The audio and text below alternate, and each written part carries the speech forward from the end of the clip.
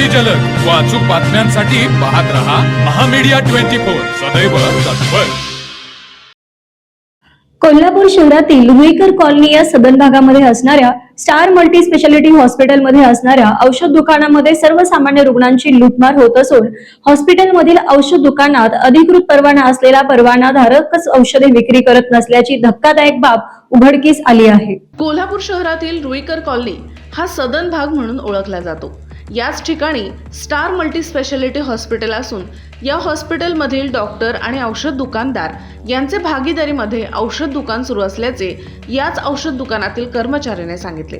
या हॉस्पिटलमध्ये सर्वसामान्य रुग्ण आपल्या उपचारासाठी येत असतात, मात्र या रुग्णाची आर्थिक लूटमार होत असल्याची बाब निदर्शनास येत असून ती थांबणे गरजेचे आहे।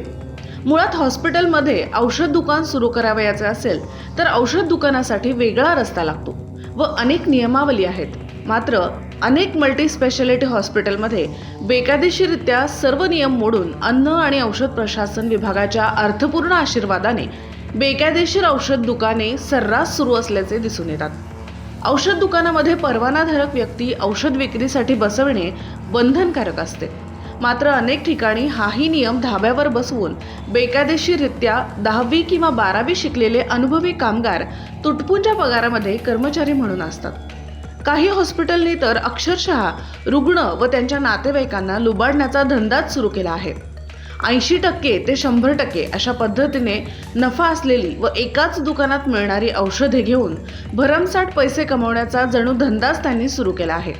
कोल्हापूर जिल्ह्यातील काही हॉस्पिटलमध्ये कमी उंची असलेल्या पोटमाळ्यामध्ये अनाधिकृत औषध दुकाने सुरू आहेत।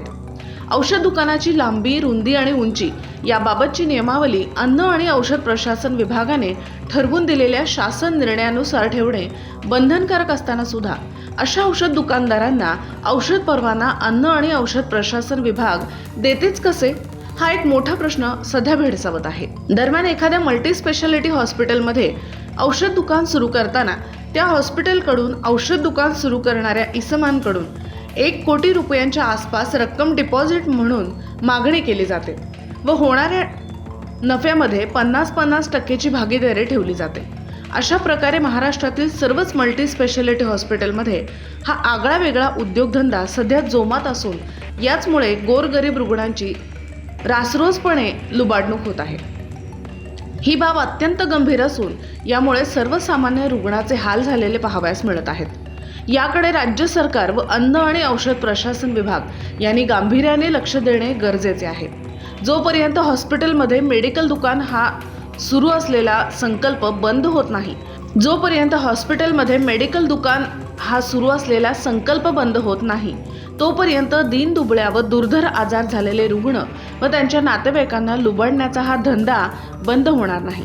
यासाठी महायुती सरकारने ठोस निर्णय घेऊन अन्न आणि औषध प्रशासन विभागाने धडक मोहीम सुरू करून अशी बेकायदेशीर सुरू असलेली औषध दुकाने बंद करून त्यांच्यावरती फौजदारी गुन्हे दाखल करावे अशी सर्वसामान्य जनतेतून मागणी आता वाढू लागली आहे। तर मग चला सबस्क्राईब करायला विसरू नका महामीडिया 24 न्यूज चॅनलला। महामीडिया 24 सदैव तत्पर।